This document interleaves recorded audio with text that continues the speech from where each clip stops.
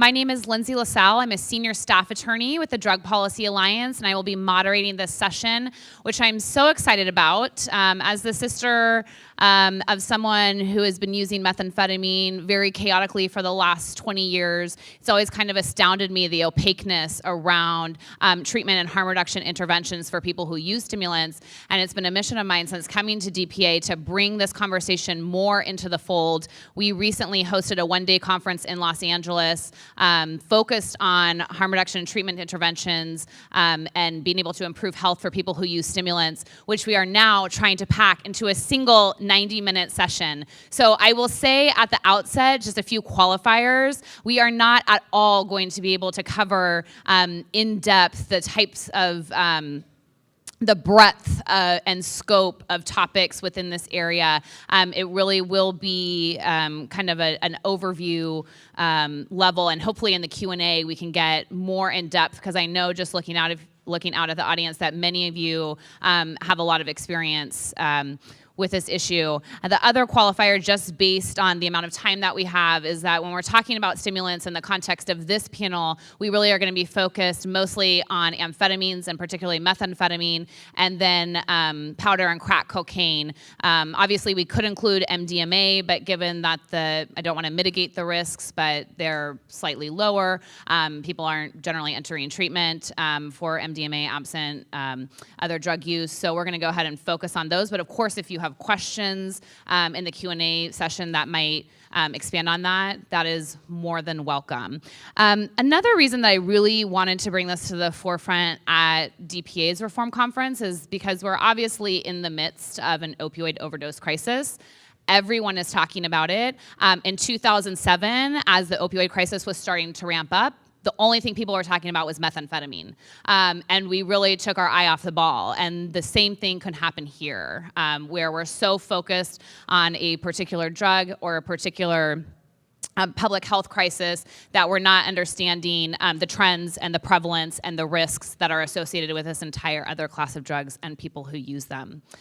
So with that, I want to let our panel introduce themselves, have a wealth of experience in this area, and people who are really on the front lines. There obviously is research on harm reduction interventions for people who use stimulants, but not at all in the same vein or breadth as we have in the opioid context. So the interventions that are being implemented for people who use stimulants are really being done on the ground at a grassroots level, and that's why I'm so proud to have all of these folks with us. So Daniel, if you want to go ahead and start to introduce yourself. Thank you.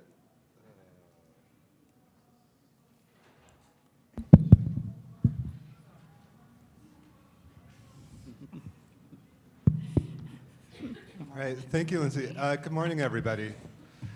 It's great to see so many people turn out for a discussion about stimulant use. I'm Daniel Raymond. I'm the Deputy Director of Planning and Policy for the Harm Reduction Coalition. We're a national organization in the US that works on drug user health through training, technical assistance, advocacy, and policy. And so we've done some work on stimulants. We have some educational materials that comes up in some of our trainings. And we've also been trying to kind of map out what some of the long-term implications are, as it does feel like we're seeing increased trends of methamphetamine use in a lot of different parts of the country. I'll just mention one project that we've started taking on with some partners is looking at methamphetamine use, in particular among young Black and Latino men who have sex with men. And we've done a Facebook Live chat, a Google Hangout, and hopefully you'll see some more from us over the next few years. Hi, my name is Shiloh Hassan Jama, and I'm the Executive Director and Co-Founder of the People's Harm Reduction Alliance. I'm also the co-founder of the Urban Survivors Union, a national drug user union, and I think the only reason I'm probably on this panel is, I will be pretty honest, I am a lifelong opiate user and cocaine user, but the reason I got on this panel is really by accident, because I listened to the people we serve and cared about what they thought and put what they wanted into practice. And so that's why we have crack pipes, meth pipes, snorting kits, and all of the harm reduction services. And so it's not that hard to work with stimulant users and provide services for them if you would just listen to them. And I think I would just leave it at that. Hello, I'm Isaac Jackson, and I'm with the Urban Survivors Union as well, working out in San Francisco. And for the past 3 years, we've been handing out crack pipes to people, and we start to experiment on a weekly basis. And we started to experiment recently with handing out meth pipes as well. So that's my connection to the stimulant world. Hello. Oh, gosh, usually I'm the really loud one. My name is Mindy Vincent. I'm the founder and executive director of the Utah Harm Reduction Coalition. We are the first legal provider of syringe exchange services in Utah. And I know. Don't cheer yet. We have barriers. No. But I also was an IV methamphetamine user for 17 years, so I often talk in a we context when I'm talking about stimulant users, and that is why. And that is it. Good morning. I'm Mike DiCipolla. I'm the Director of Behavioral Health Services and the Stonewall Project with the San Francisco AIDS Foundation. The Stonewall Project was one of the first outpatient drug and alcohol treatment programs solely and specifically funded to work with methamphetamine users, gay, bi, and trans men. Our founder here is in the room, Michael Seaver. We're going into our 20th year of service, and I think kind of my lens on this is that you can treat methamphetamine users in the context of outpatient treatment if you're willing to do a variety of threshold services, from easy access to more enrollment-based services, and you have to be willing to work with people where they are, and that takes a really strong commitment. And I find as a family therapist that systems of care have a difficult time kind of embracing how to do this work in an outpatient facility where people are welcomed, and they're welcome to come high, low, crashing wherever they are, and all of those folks can work actually together in one treatment milieu. It is possible. Our services range from contingency management to kind of really low threshold outpatient groups to more enrollment-based psychiatry services, and we also partner with our syringe access services and distribution, which I also oversee, and some of our collaborative partners. So, yeah, and I'm also involved with HIV prevention services and have been for a long time, because methamphetamine is a primary driver of HIV infection and transmission for gay, bi, queer folks overall. And I'm on the task force in San Francisco to kind of look at the implementation of supervised injection facilities or supervised consumption facilities. Yes, give it up. Thank you so much. So why don't we just start digging right in. Obviously, one of the risks of stimulant use, like opioid use, is the transmission of infectious diseases, HIV, Hep C, and one of the primary interventions is, of course, syringe access. But the question is, syringe access is generally tailored to meet the needs of people who use opioids, so how can we more specifically engage with the stimulant-using population in our syringe access programs? And Mindy, I'll turn first to you. Thank you. Oh, this one's much louder. Hello. So in Utah, we've had a significant methamphetamine problem for going on like 2 decades, and we also have a very significant opiate issue there as well. And a lot of our methamphetamine users, I mean, we have people who use cocaine, but not very many, so you'll hear me talk about methamphetamines. So, one of the things, I mean, there's so many layers of how we have to best serve them, one of them being our exchange model. The population I work with, our methamphetamine users inject significantly more times per day than our opiate users often. And so being able to fight for a needs-based program when we're handing out syringes is incredibly important for us. Methamphetamine users where I live, again, I only have the context of my people. So where I live and the people I serve, we have a lot of very chaotic injection behavior. There's something going on right now with people doing what's called dick rockets, and they're injecting in their penis. And so we're having to do a lot of interventions around that and just trying to get people to maybe not do that and maybe booty bump instead, or something, you know. So we have a lot of the party and play scene in our area too, like in the rural areas where people, you know, don't necessarily want to come out of any kind of closet whatsoever. So trying to reach those people is difficult. We have to use a lot of peer-driven kind of stuff to reach a lot of our methamphetamine users, because so many of them are in rural areas, because we have a lot of oil fields and like steel mills and stuff in our rural areas, and so those people work very long days, especially on the oil fields. They work like 10 days on and 7 days off, things like that. So that's where a lot of our methamphetamine use is. And so it's hard for us to reach those folks because they don't access services as often as our opiate users do. Our opiate users have overdoses or, abscesses more often than our methamphetamine users do. So for many reasons, they access services more. So it's harder for us to find our stimulant users. And they're also more paranoid about talking to us because where I live, law enforcement is our greatest barrier. And people are afraid to access services because of that.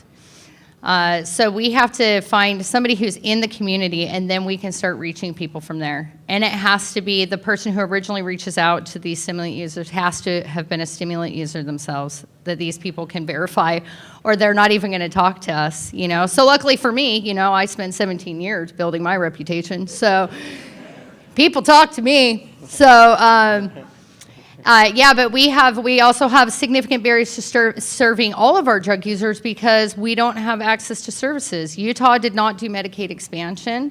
We have great treatment services if you're within Salt Lake City, but Utah is also a very abstinence-based state. Everybody in Utah wants you to get sober, and if you don't get sober, it's because you just don't want it bad enough, and that's what people will tell you all day long.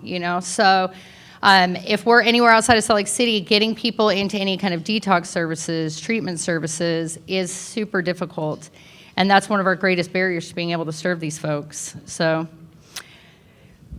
Other thoughts on how we can tailor syringe exchange to meet the needs of stimulant users? So I think this is really important. Paul Harkin and Mark Kinsley in the 90s started to develop these services that programs that are up here have implemented, and the fact that we are still talking about how to work with stimulant users as a larger conversation is really disgraceful for the harm reduction community, and it's about time that we wake up and realize that we didn't invent shit.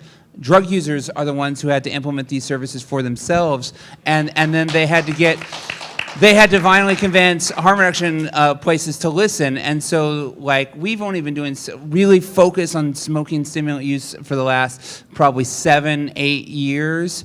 And the fact that Paul and Mark developed this stuff before I even knew their names, and I started developing some of this stuff, and they said, yeah, we did that in the 90s, get with it, kid, right? And I think it's really important that we understand that, we got to get over this shit.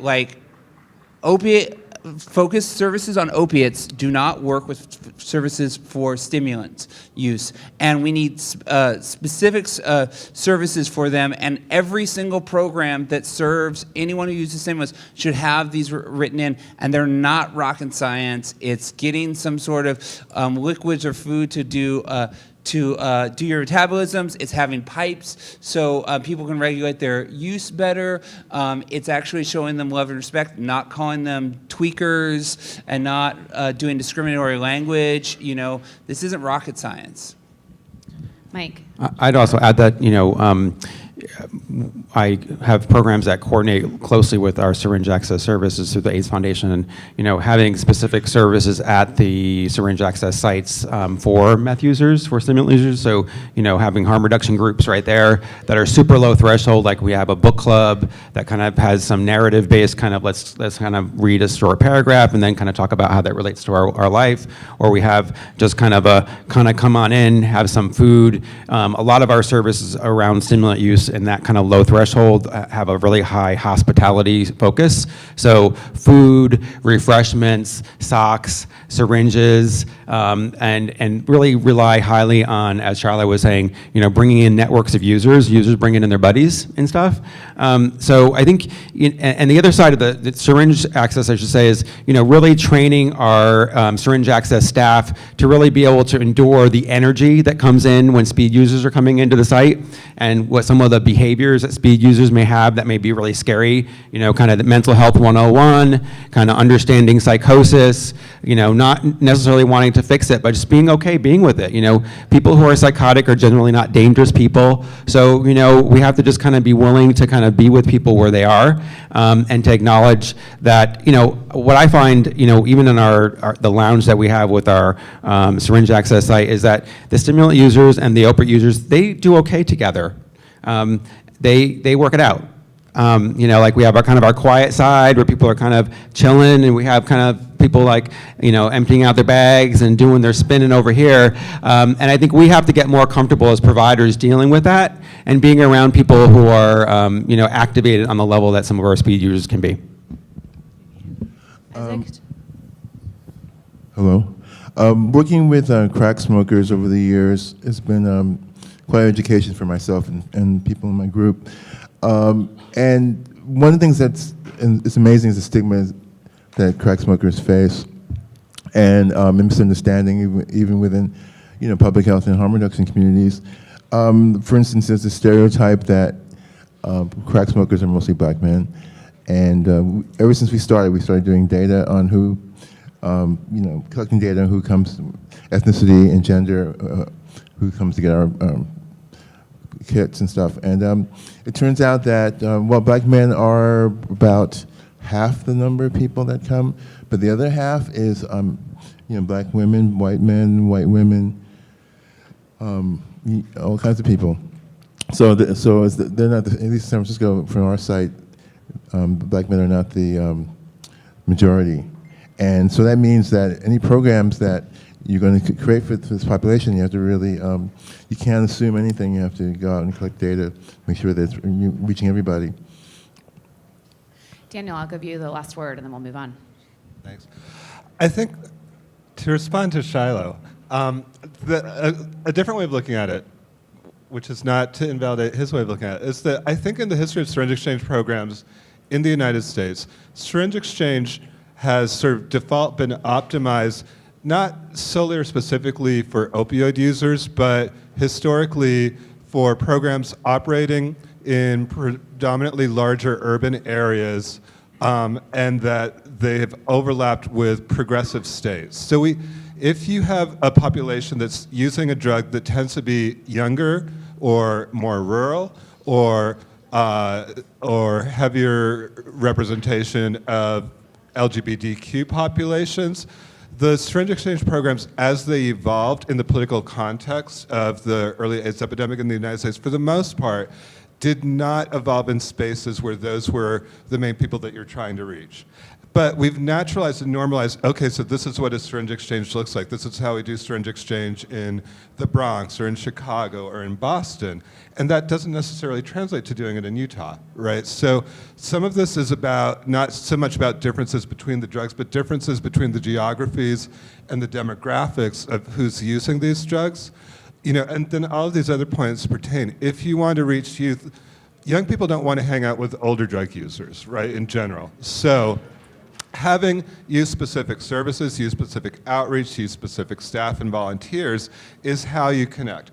Same with stimulants. If you find that most of the people that you're reaching are opioid users, then there might be some exceptions, but in a lot of places, people don't necessarily want to mix because everybody absorbs some degree of stigma from their drug of choice. Do they also want to take on stigma from every other drug that's out there that's associated with who's hanging out in that drop-in center?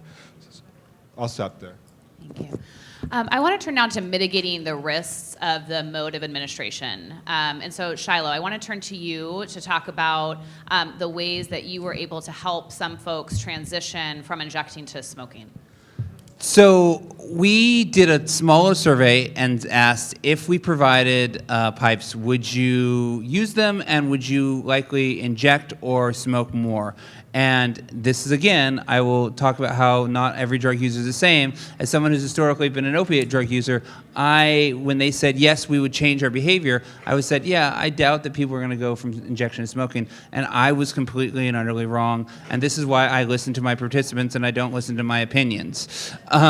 And so they started to smoking more instead of injecting. And the first thing they would say to us is like, hey, we can make our doctor's appointments. We can do all of these things. And I think a lot of it is it's the same thing that Dr. Hart says. It's like if you don't use enough, it's not very fun. If you use too much, it's very scary. And then there's that middle point. But if all of us use meth, we would all have our different middle point. That would be what's our comfort level. And so providing those things, one, drops your rates of all of the bloodborne infections by just providing a pipe. And two, lots of people would come to our program and say, hey, I need syringes because I don't have access to a pipe. So now they're using riskier behavior in order to administer drug because we didn't think of pipes. And I think also talking about, as we talk about safe consumption rooms, just going to throw this out, we need to include smokers on the ground floor. If we do not include smokers on the ground floor, we're telling smokers they have to inject in order to be safe and have a safe space. And so I think this is really important as we develop those programs, that smokers be included in the ground floors. And Isaac, I wonder if you would like to talk about the crack pipe distribution that the Urban Survivors Union in San Francisco kind of did from the ground up, and what some of your results were from that, and how you engaged folks in that process. Well, one thing that we did from the very beginning is we designed or ordered our own pipes to specific specification in terms of being a mixture of Pyrex and glass so that they don't break as easily and they also don't heat up as fast, which allows us to enter in conversations with people because they ask us when they come up, what's it made out of, and then it's like any drug has its fan base and entrepreneurs, but experts, and so you get into long conversations about Pyrex versus glass, blah, blah, blah. What's important to that? Well, you develop rapport with your community that you're working with, and you also you learn things from people. And you have arguments about Brillo, you have arguments about everything. I mean, it's really interesting because, it proves that drug use is more than just a chemical reaction in your brain, it's a social process. And so this allows us to enter into the social process of people that are using. Most of the people that come to our site probably, obviously most, but a lot of them are homeless, and it's just a way into the community where we've been working. They have that sort of we have our own pipes. I think our pipes are probably one of the better ones in the city. Anyway, that's kind of how we started with engagement. This sort of finding things that people like to talk about and. Expanding on that. Thank you. And obviously, transitioning from injection to smoking has its own harm reduction benefits. But for those of people in the audience that might not know, for people who are already smoking, why is it still important that you provide clean and sterile supplies? We had this question, which seems very basic at the Stimulant conference, but it's important for people to understand. I know Shiloh will say because my participants asked for it. But what ultimately are some of the benefits of just providing the clean supplies? Well, I mean, I think there's an equity issue. Why not give them out? Because we're giving out tons and tons of syringes every year. But more than just the why not, which is kind of philosophical, there's the actual disease prevention mode. Hep C has been found in crack pipes that have been discarded. Been tested later on. When people say there's no proof that people have gotten Hep C from crack pipes, and I'll say, yeah, because there hasn't been a lot of study on it. So yeah, you're probably right. And if we're wrong in the end, and all we've done is give out thousands of pipes, and there's no prevention of Hep C, shame on me. At least we try to do something. Shiloh. I also think that assuming, and this is a bad assumption, that pipes don't have any health benefits, the point that I would argue is smoking, if that was even the case, then at least you you wouldn't jump to that injection. And so we want people to whatever things, and that's why we give out snorting kits, is because it's for people who want to snort. We don't want to push them to smoking if that's not what they want. We want people to use the way they want for as long as possible, as safely as possible. And I don't want us to bash injectors, because I think it's really important that we don't stigmatize injectors while also promoting smoking equipment and snorting equipment. And so that's also very important. Daniel, did you want to add anything? Okay. Yeah, I'll just say that I think one of the places where this disease transmission concern comes from is studies of hepatitis C. So with HIV for drug use, we've mostly been concerned with shared syringes. With hepatitis C is a sturdier virus. It lives longer outside of the body, and it's not just syringe sharing, but people sharing other forms of drug injection equipment. So people sort of translated that concern to what happens for people who are sharing equipment to smoke or to snort. And because hepatitis C lives outside of the body for longer than HIV does, there's more plausibility that this might be a mechanism for biological transmission. I think one reason that this area has lagged behind both in terms of research and in terms of practice, though, is that we've invested a lot of public health resources in the United States and other countries for control of the spread of HIV. We have not made parallel investments or elevated the priority around hepatitis C. So to the degree that we can assume that there may be some transmission, we have had less surveillance to document it, and we've had less resources steered towards mitigating those risks. Mindy, Well, you want to quickly? Okay, one more thing. Sure. But I think one of the reasons why there hasn't been a lot of money put into or resources into crack smokers is because it's perceived as a black, practice. And I think just in general, when African Americans and other people of color have been marginalized in healthcare and other areas, this is just another example of how how this is happening.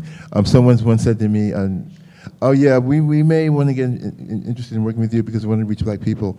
And I thought it was kind of a weird contradiction because on one hand, I don't want to say crack smokers are black people, and if you had money for something, yeah, maybe. But on the other hand, like, what I'm trying to say? I think we should just have harm reduction. Ideally, you go to this store or this truck, and no matter what drugs you use, you can get something that will help you use more safely. Because you don't have any public health intervention where people go there and they come out with burnt fingers or burnt lips. And that's what happens, with smokers. Mindy, I'll give you the last word and then we'll move on. I just wanted to say that, I do a lot of work with people trying to help them switch their route of administration.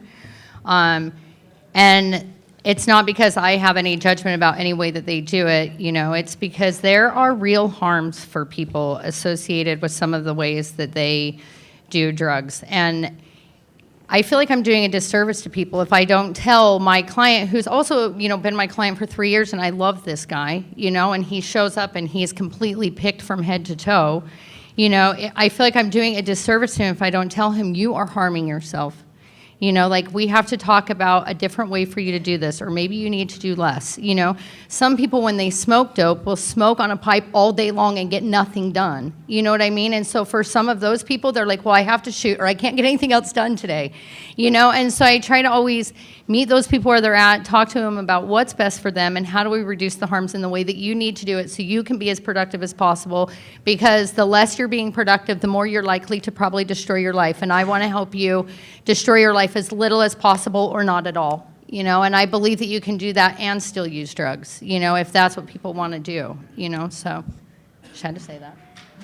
And as a lawyer, I feel like I would be remiss not to point out that there are obviously legal barriers to many of the things that you guys are doing and are putting yourselves on the line. So just want to thank you for doing the work that you do, even without some of the legal and policy protections that syringe exchange, for instance, has. So thank you. I want to switch now from some of the risks associated with the mode of injection to some of the risks that result from different behaviors associated with stimulant use. So, for instance, research shows that stimulant use is associated with infrequent condom use, with amphetamine use before sex, with trading sex for drugs or money. And so there are risks associated with that type of sexual behavior. And so, Mike, I'm wondering if you can speak to how you've addressed those risks through education and outreach, particularly among MSM, but then more broadly for some of our panelists. Well, kind of an interesting follow-up from one of the other comments. for the Stonewall Project, our first funding came through the HIV prevention section of the Department of Public Health locally in San Francisco. So we've been really, closely associated with this notion of, how methamphetamine is connected to the transmission of HIV right from the very inception of our programming. So our programming has really been focused on, HIV, hepatitis C, STI testing and treatment, and as treatment progressed, treatment as prevention.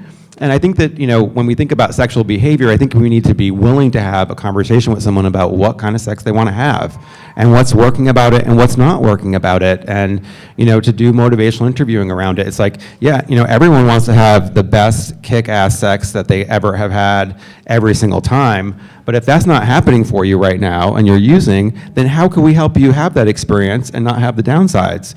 So, those kind of conversations, there's a lot of providers who are unwilling to have that conversation because, service provision, especially around outpatient drug treatment, has been over-focused on abstinence-only care. And, funding has been linked to abstinence-only solutions as well. So I'll kind of go back to the sex piece again. This notion that it's condoms, okay, and that's the only option. Let's get over it, people. That's like 15 years ago almost. So if you're talking about condoms only and that's what you're doing, you're not doing what you need to do. Our services are connected to PrEP. So we have PrEP navigation services at the San Francisco AIDS Foundation.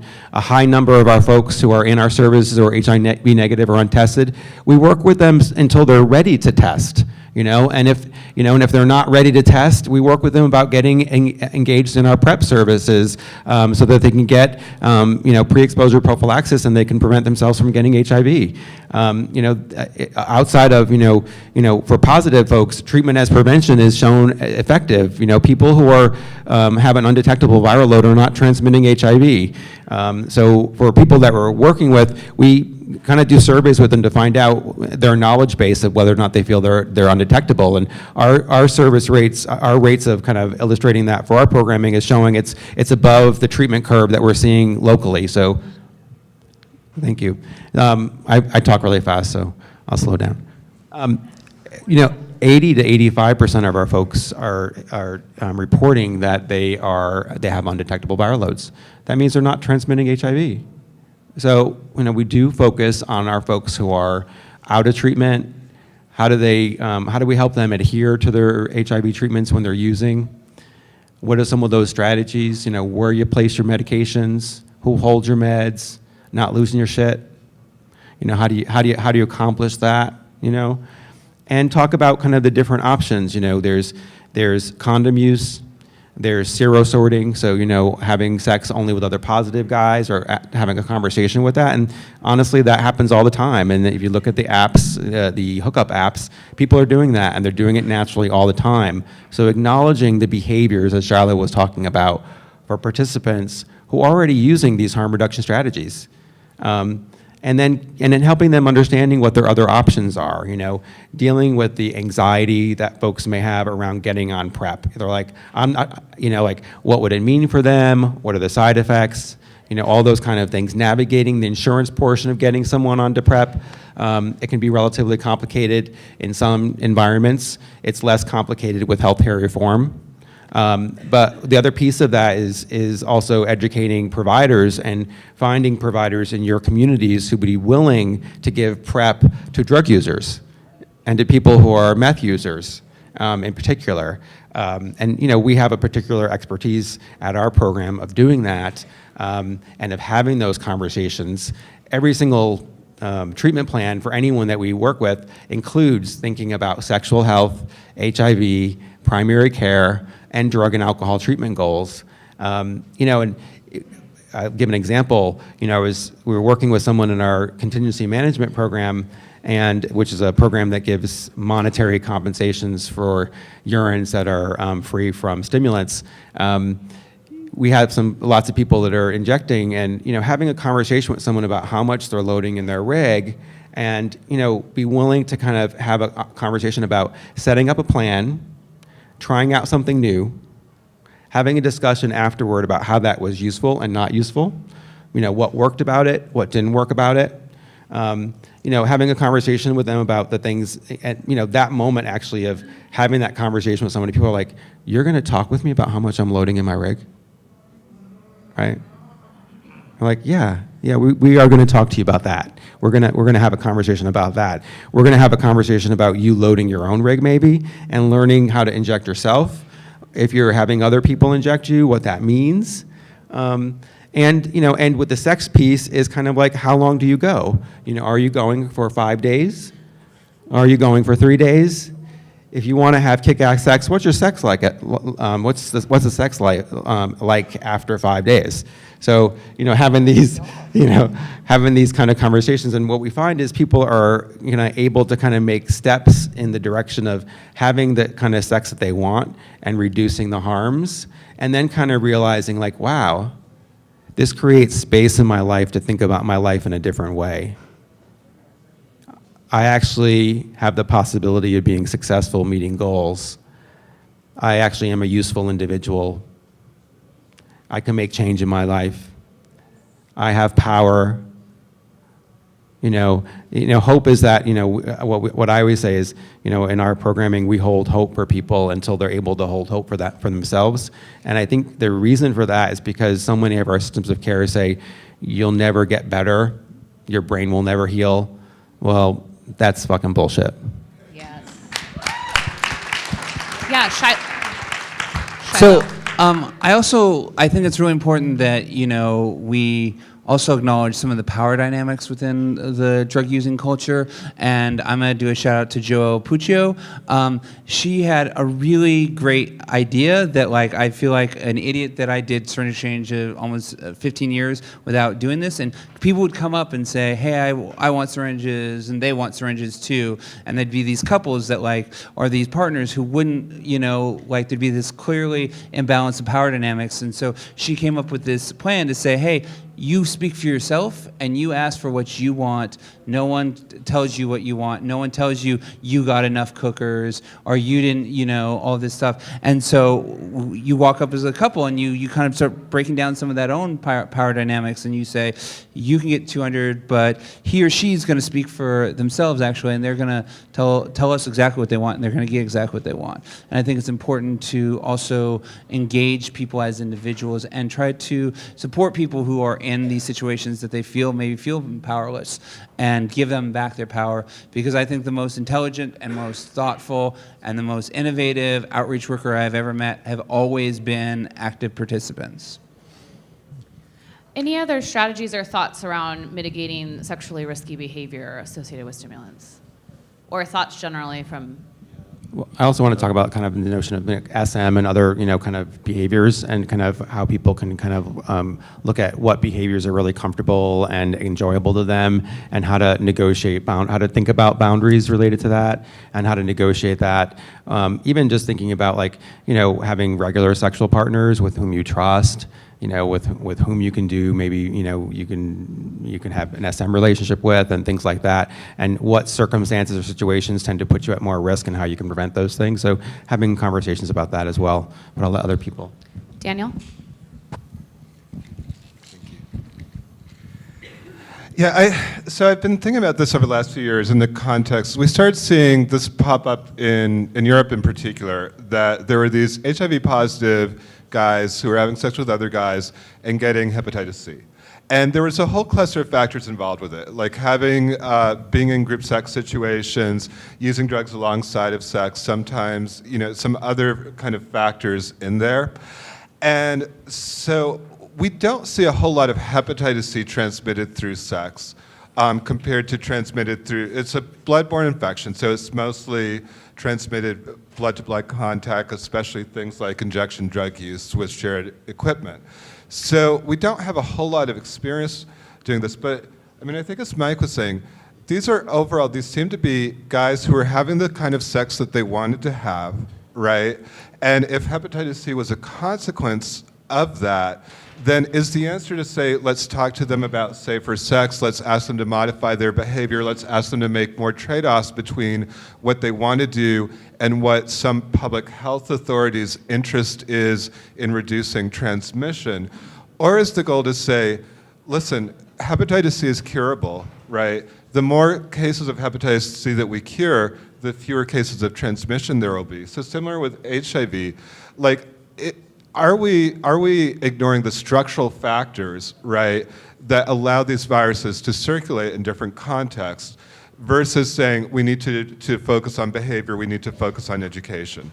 So I personally think that the methamphetamine and stimulants give us an opportunity to step back from sort of the 90s kind of 2000 style of public health, where it was all about that we've got to talk to you about condoms, we've got to talk to you about risk and make you care about the risk in the same way we think you should care about risk. We should talk to you about changing your behavior, and look at those structural factors and look at a broader sexual and emotional health kind of trajectory for people whose goals may not be avoidance of hepatitis C or HIV. That might not be their primary goal, and their primary goals might be more salient to them, and also things that feel more under their control and things that we could support them on. Absolutely, and stimulant use in some contexts can be in and of itself a harm reduction measure. If you think about sex workers, for instance, who might use it to increase their libido or to make their work more pleasurable, or so that they are less afraid of abuse. And so I think it is broadening out our framework of understanding these, risky behaviors and helping to reconceptualize it. Isaac, do you want to chime in here, and then we'll move on? Yeah, I think that but one thing that should be discussed a little bit is in San Francisco, there's been the appearance of fentanyl and methamphetamine and crack, and I think a lot of people don't know that yet who smoke these drugs. So it's really important to do any method of doing these drugs. I think it's really important to get the word out that this is happening, and to start testing the drugs on a regular basis so people know that that you're doing a stimulant and an opioid at the same time, which is it's a health hazard if you don't know that you're doing that, right? Yeah, thank you so much for that point. And it's actually a perfect transition, because I did want to talk about polysubstance use.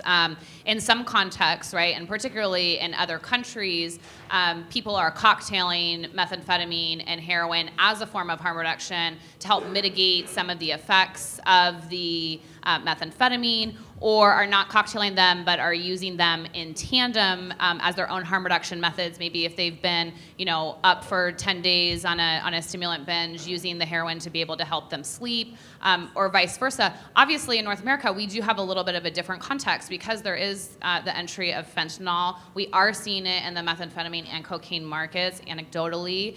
So I just wanted to get, Isaac, you already touched on a lot of it, but on drug checking, but I just wanted to get the rest of the panel's thoughts on how do we practice harm reduction in the context of polysubstance use. Shyla, go ahead. I think first we need to acknowledge that there are no drug-using silos, and that every individual drug user is different, and every individual drug user uses a vast different amount of drugs, whether they be caffeine, alcohol, and methamphetamine, or heroin and cocaine. And so I think that's where we need to go with this. And I think it's really important that we give really unconditional love to the people we serve. Mike, you Well, want to weigh in? I also want to, especially for gay populations, just mention GHB, because, GHB along with methamphetamine use is extremely common, and most often happens in environments where people call traditionally party and play type of scenarios. And helping, for a lot of our guys, they have kick-ass sex, that kind of sex they want to have with just doing the GHB without the meth, or maybe doing a little bit less meth with the GHB. So that's been a really important conversation to have with people. But the other part of the conversation around that that's important is that, GHB is one of those drugs where, you can't stay here the whole time. You have to kind of come down all the way, or almost all the way, and then you have to kind of do it again. So you have to have some really good structure around how you use the drug. And there's very specific ways on how you can do that, setting timers, setting some, figuring out who the most responsible party person is that can make sure to dose everyone every couple hours, these kind of strategies. But, this notion of people only using one substance is just not true. That's not the way it happens. queer people, gay people are using methamphetamine, they're using G, they're using K, they're using a lot of other things and a lot of other times for lots of specific reasons. So talking about the specific purpose of the drug and which drugs are more optimal for the circumstances that someone wants to get themselves in is really is the conversation, right? And then from there, how do you reduce your risk, or what are the downsides of using that drug, and how could those be mitigated when you think about things like, hydration, proper nutrition, how long you're going before a break, who is responsible to maybe introduce a little food or nutrition in between the party situation, and who takes care of that, and how you might set a timer. And these people laugh when we talk about kind of creating harm reduction plans, and they're like, oh, people at that party can't do that. Well, yeah, they can, and yeah, they do. And party goers really appreciate that. When you think about, dance safe, that's what that's about, right? It's about kind of planning your party and party smart. And that's kind of the frame that we use to have these conversations with people around multiple drugs and different drug use. There's one, yeah, go ahead, Isaac, and then I think the biggest intervention I've done recently with people that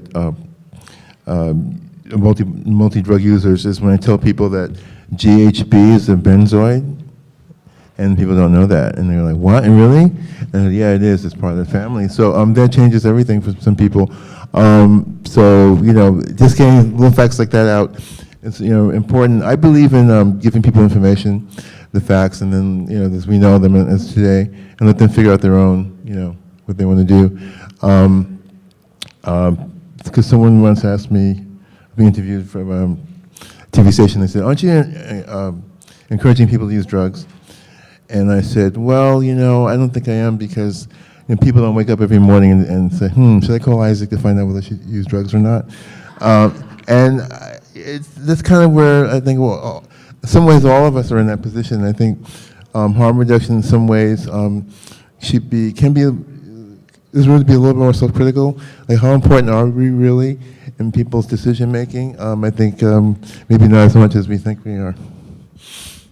And Isaac, while we're on you, I'm wondering if you can talk for a few minutes about some of the strategies around mitigating the risks of overamping, what those look like, and kind of how we scale those. And I don't know if Daniel or Mindy want to chime in on that. Yes, that's something that I've been working on with the Urban Survivors Union, and also with the Satellite Syringe group that I work with. Because they've been doing a lot of work with Narcan and opioid overdose. And for some people in that group, Satellite Syringe group, really briefly, is we go around and we hand out syringes, do the exchange out of our apartments, whatever. And I'm saying to them, hey, most of the people that I work with, in this project, are speed users. And so the Narcan thing, people take it, but increasingly now there's more poly. This was maybe, let me put it this way. The last few months there is more need for Narcan. They've been asking people have been asking me more for Narcan because the overdose thing is really getting out of control. But generally, overamping is like overdose for speed or stimulants. But you don't necessarily die right away, although you can through suicide. It's kind of an ongoing, slow kind of overdose. So to mitigate that, I just try and get people, again, to be more conscious of what they do, give them information about, hey, what do you consider overamping, and have a conversation with them, and say things like, when is it not working anymore, and how do you know it's not working, and try to build from there. I think when you're working in the street level in the community, you don't have a building, you don't have a door, because a lot of these things are just, in a lot of ways, props that people use to have some sort of like power relationship with their clients. I can throw you out, I can lock you out, I can change my hours, I cannot be here. I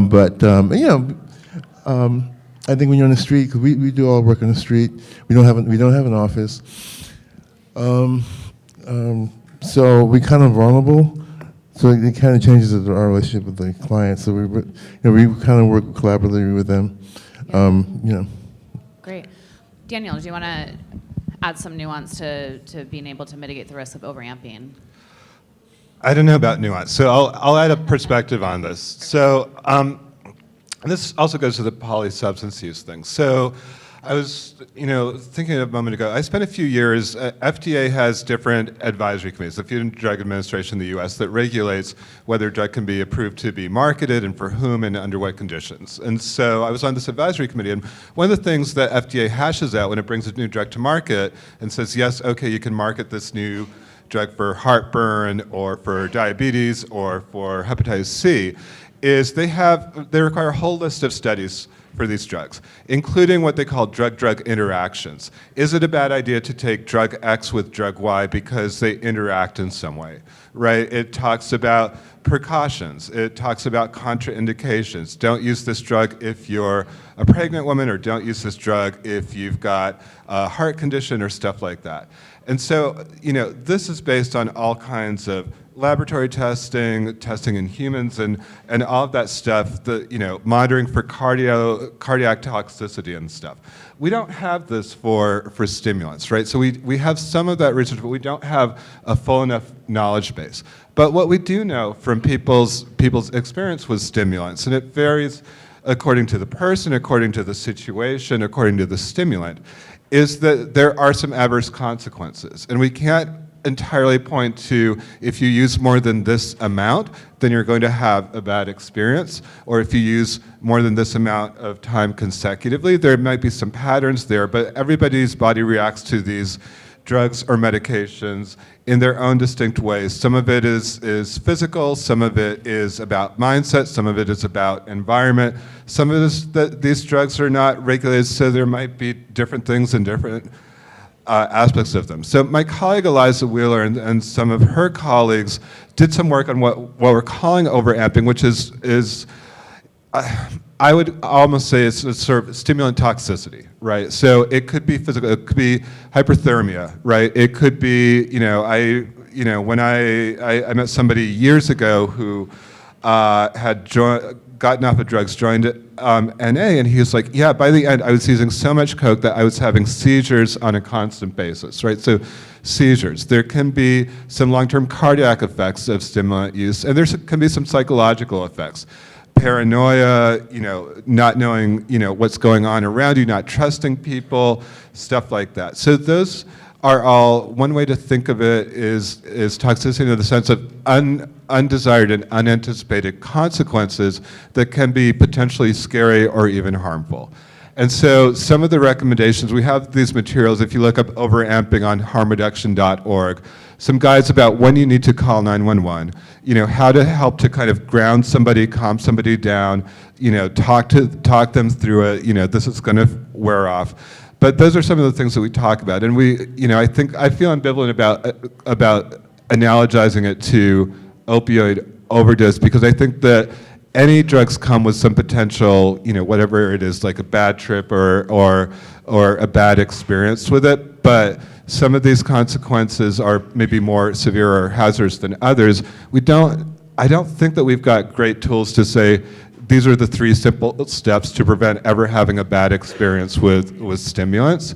But in the sense of kind of preparing and being on guard and recognizing what a bad experience might look like and what plan you might want to have in place, I think those are things that could be helpful in mitigating some of the consequences. I like, excuse me. I like to suggest that in terms of speed psychosis, that it's not necessarily toxicity, I think it's a lot of times it's what people want to happen. And they're just going along and saying, oh, I had this bad experience because that's what we want to hear. But I think people that regularly get speech psychotic, I think they enjoy it. And it should not be always categorized as something that, they don't want to do, because it's like going to a scary movie, virtual reality, movie before the virtual reality, and people over and over do it over and over again. And I think it's because they enjoy it. And we maybe have to develop a framework so people can maybe examine their use, so maybe I'm enjoying it. And so what does that mean? Then it maybe changes the whole context of it. Like, I don't know how each individual will be different, but I like to suggest that maybe there's an alternative way of looking at psychosis, so-called speed psychosis, overamping as something that is intended. Yeah, Thank you, Isaac. I want to transition to quickly talk about safe consumption sites, which was already brought up. I've drafted a lot of the bills, and I kind of intentionally keep it as broad as possible. Don't focus it on injection, so that stimulant users can be brought and other users can be brought into the fold. But apart from the technical language, how do we really ensure that these services, if they get implemented in the United States, do bring in people who use stimulants and offer services that are particular to them? And Daniel, I'll go ahead and start with you on that one.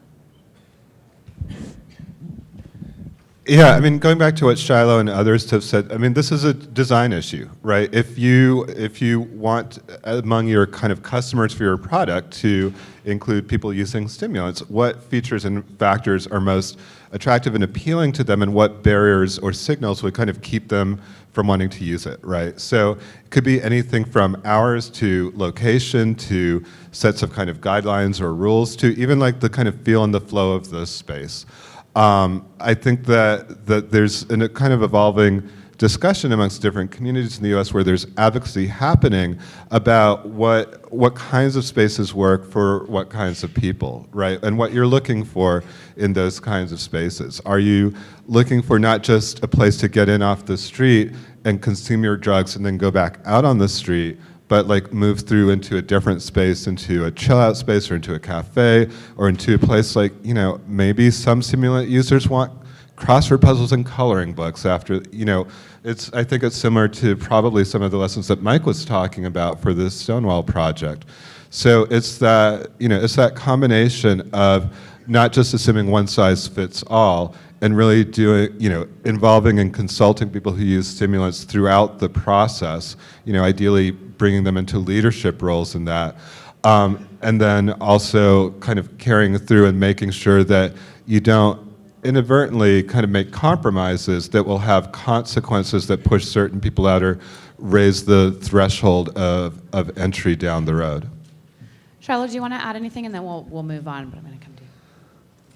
I think we are in a dangerous place when it comes to consumption rooms, and we have a lot of grass top organizations, and we have a lot of people who have no knowledge of what's on the ground making policy decisions that will affect how these services work. And I think we, in Seattle, I fought really hard to get smoking in the plan, and they pushed back, and now public health has no intention to even include them, even though that was part of the system. And they say, oh, no, we'll figure this out later, maybe a decade or two afterwards, which we know is probably not going to happen. I think that the fact that we're not including drug users on all aspects, and the fact that we don't have, one of the things when we started looking into safe consumption rooms and we started creating these boards to do it, we did a majority of drug users and some medical professionals, but we wanted to make sure the drug users could always outvote the medical professionals, and that we start deciding things based on science. And I think, to be perfectly honest, I'm terrified about safe consumption rooms because we have sold our people out. We have sold our soul just to accomplish a gold star. And I don't want a fucking gold star. I want something that our people are going to use and our people that are going to save our people's lives. And our people are dying fucking today, and the people who are organizing these SIFs are dying of fucking overdose and dying, and I'm over compromising. And so you probably didn't want to ask me this question, but it is time. Of course I did. It's time for us fucking to take back our goddamn fucking movement, and it's time for us to start fighting and not fucking surrendering. And these bullshit medical professionals and these bullshit fucking things you need to do, all these fucking hoops, is like, it needs to be, it does not fucking rocket science. We have operated multiple shooting galleries and multiple using places for decades. And you know what? People have not fucking died in those places, right? And it doesn't take fucking rocket sciences, and it's time for us to move on. And I'm tired. If someone is telling you we need to slow down, then you need to get them the fuck out of the room. Okay. Yeah, briefly. I just want to add also that you can, use the systems that work in terms of systems of power. The medical establishment, there are people in the ERs that are behind this movement, that are behind the notion of supervised consumption spaces, even spaces for smokers. So where are the power players in the room, and how do you build political will? I'm all for the activists, for the fuck off, for the fuck you side of it, but we also, when we get the attention, we have to get the attention around the systems of care that hold the power. Isaac, briefly. Yeah, I think what's happening to the safe injection facility issue, at least in San Francisco, it's being kind of pushed into the same spaces dealing with homeless people, or the homeless issue. And then we all know what the answer will be eventually. We can't afford it, it's too expensive. I've been working with the coalition people trying to put together this SIF in San Francisco, really great group of people. And I've been trying to say, hey, you know what, it should be a building where it could be a drug user community center as well as a SIF. I mean, it could be places where people can meet. It could be classes, education, a lot of different things. And I think that's the way to go, rather than have it be, just because some people want to have it so that it's kind of like a traveling feast. It's different nonprofits have different. Safe injection sites. And I think that's great. I think we should have it all. I mean, I think that should happen, and then we should have, standalone building. I think, why is it always either or? I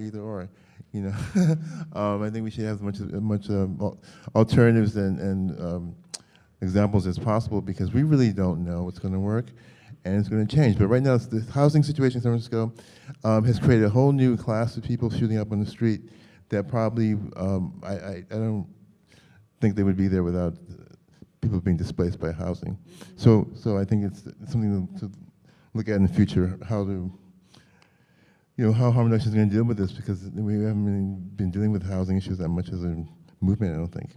Yeah, actually, again, you set me up perfectly for my transition, though, and I want to go to Mindy first, which is, we've been talking a lot about very specific interventions, syringe exchange, supervised consumption, but I want to talk for a few minutes about the need to really broaden the notion of what harm reduction is, particularly for this community, looking at something like housing. If we provided homeless people with housing, would they have to use stimulants to stay up all night in order to be able to protect themselves from abuse on the street?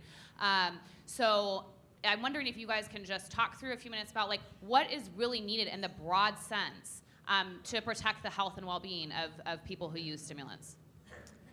So it is my belief as a clinician, I believe that you can do therapeutic and clinical interventions with people who are actively using substances. I think that we need to stop requiring abstinence of people before we apply our clinical interventions, so that people can start to build a better life for themselves. I'm sure there are plenty of people who are using drugs every day and feel very happy about where their lives are. The vast majority of the people that I serve are not happy about where their lives are. They're waking up sick every day, and they don't have their children, and they're disconnected from their families, and they're homeless, and they don't have a job, and they are not super stoked about that, and those are things that I can help them with. If we can get people into housing, because that's a huge issue on its own. But if we also can, I'm a fan of dialectical behavior therapy. I know for sure I can teach people skills that will help them better manage their lives, even if they're using. I'm a big fan of eye movement desensitization and reprocessing. I truly believe, and this is from my own experience, and my experience is my truth, and yours is yours, But I was an addict for 17 years, and today I am cured of the disease of addiction because I healed the traumas of my past. I built protective factors in my life, and I learned new coping skills. I can help people have all of those things while they're in active addiction, and often people will transition out of it. There's so many things we can provide for people to help them find themselves in a better place, and that is really what matters to me. The people I serve, I love those people. I love them with all of my heart, and I believe in them, and I have lost some of the greatest people that were ever put on this planet to overdose, you know? And if we can prevent any of that, I believe in every person I serve. I know that they can do things with their lives. I know that they don't have to stay in the situation they're in, but they don't have any opportunity, and we put all these requirements upon people before we'll help them get out of it. You know, it's like, have fun in your hole. Here's some more dirt. We're going to kick on you. But I'm sure if you want it bad enough, you could climb out anytime. You know, and that we just have to stop doing that. Sorry, I'll get crazy. I'm going to step off my soapbox. Daniel.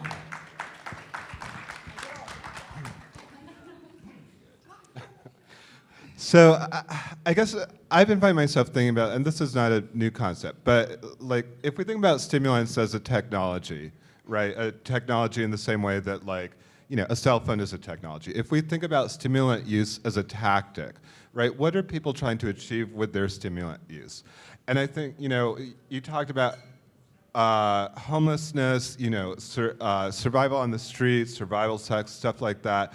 Those are all things where if you do not have a lot of resources, then you're going to need some of your own technology, and you're going to need some really good tactics because you're susceptible to violence, to hostile police interactions, to all kinds of things, right? I also, you know, Mindy referenced trauma, right? So, you know, if you've experienced adverse childhood events, if you've experienced trauma, if you've experienced sexual violence, if you have PTSD from a variety of things, hypervigilance is a symptom of PTSD, right? And stimulants are an interesting technology to manage the kind of sensory input and focus it and narrow it down if hypervigilance isn't just a symptom, but it's also a survival strategy, right?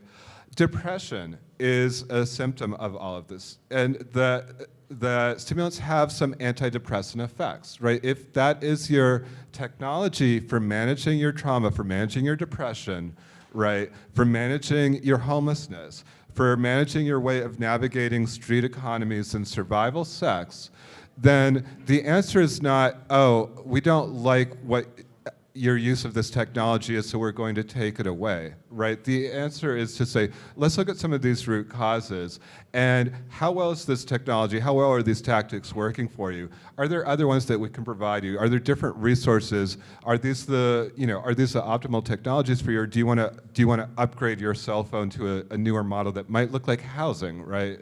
That might look like, you know, something different for you.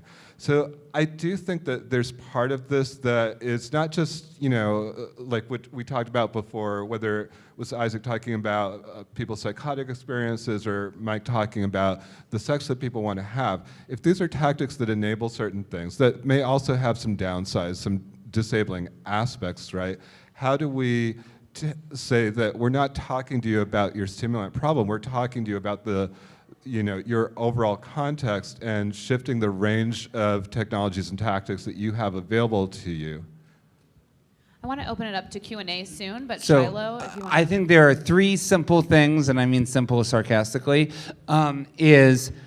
to pull this off, and that is actual housing first. It means you get housing regardless of your situation, and you get it.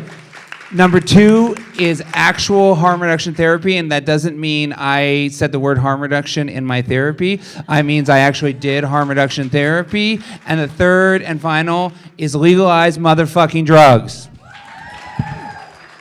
All right, Mike, we'll give you. I just want to add that, you know, a lot of work on an individual level is done in group process. So having a really wide network of different types of group experiences for people, super low threshold, just come in and get something to eat and have some love, to talking about more complex stuff, to being able to kind of talk about kind of narrative based, where there's a story or something like that you can relate to, and kind of finding accessible ways, art groups, groups that talk about sex without drugs, talk about groups for emotional regulation, because, you know, people that are distress tolerance, you know, things that people really need to develop tools and communication strategies and learn from each other what works. That's really key.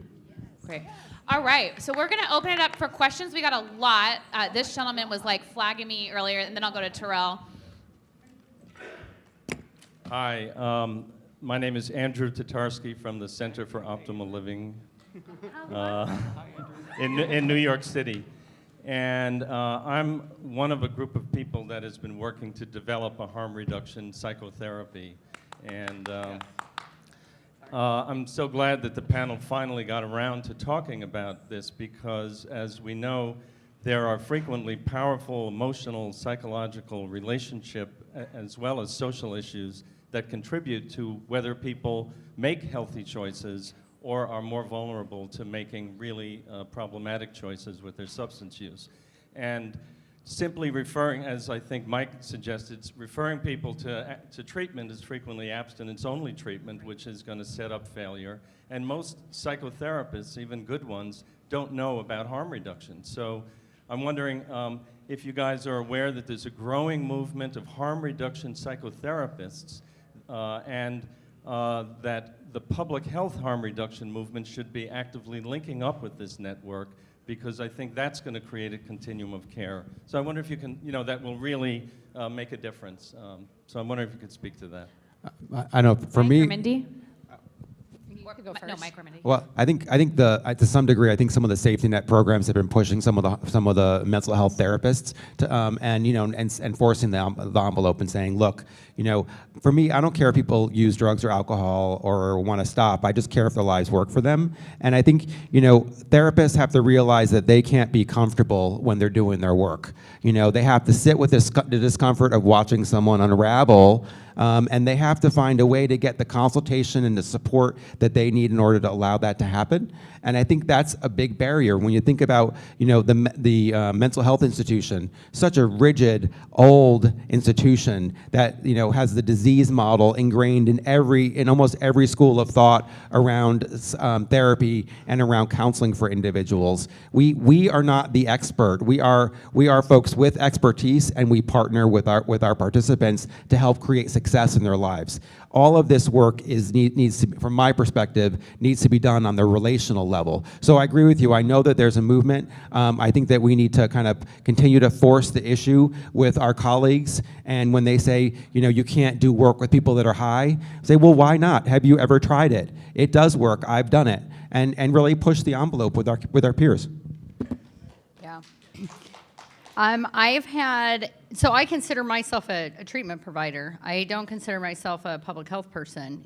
I'm an LCSW, and so I often argue that same exact thing. I'm always telling my public health people, I'm like, I look at everything through a biopsychosocial lens. It's not possible for me mentally to separate certain parts from it, and so for me, I'm always looking for what's underneath that. And I know about that movement as well, and I'd love to talk to you after and learn more about that. But I believe that absolutely through therapeutic interventions, through connection with people, that we can help people get wherever they want to go, and that we have to do that. We are losing too many people, and now I'm talking more about the opiates, but we are losing too many people every single day to overdose, and every one of those people were worth living, and every one of those people deserved to get, at least people I serve, they deserve to get the very best therapeutic interventions they can get from me, because that's my fucking job. And if I'm not going to do it, then I need to get out of the way. And because peers don't listen to me is why I started my own organization. Now fuck them, I don't need to listen to them. I'll do what I want. Just you go. All right, hello, Terrell Jeromes, New York Harm Reduction educator, former crack user. So how do we clean up the damage that has been done for people that smoke crack, because their issues have never been heard through harm reduction? The fact of the matter is that in the 80s, when we had this epidemic, did harm reduction step in to help those individuals? That their plights and cries were not heard. Now, today, we talk about opening up supervised injection facilities, and the name consumption didn't come in to a crack users said, what about us? So continuously, how do we clean up this mess? Because people that use stimulants felt left out when it came to harm reduction. How do we clean that up? I think it's really clear. They weren't left out. They were intentionally abandoned. And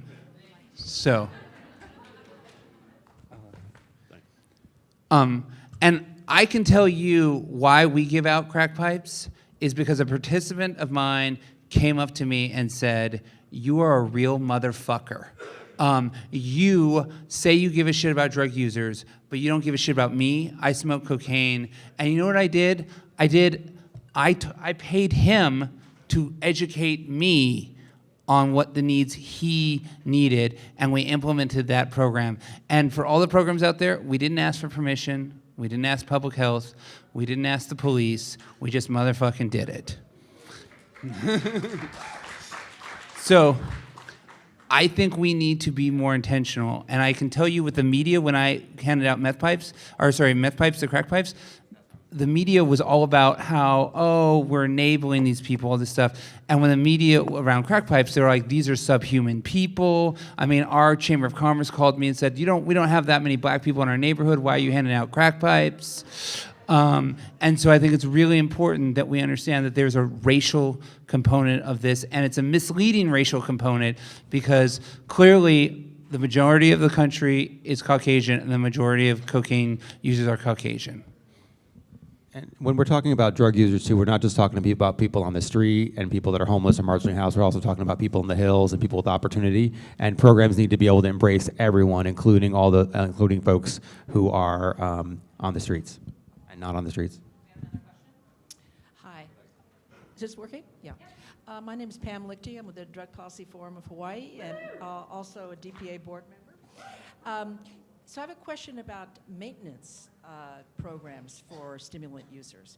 I want to know what you guys think of the potential, if you think they're desirable, and if you think they're feasible. Yeah, Mindy, do you want to take that? And I might add in a few things. Like medication-assisted maintenance. So I actually have a client right now in my private practice who is trying to keep from shooting meth. And so the doctor has prescribed him Adderall. And currently he's crushing it and snorting it, which is not ideal, but it's better than injecting meth. But it's working. He's not injecting meth. So I would like to see us look at some of that, and because there's some people who everybody's different.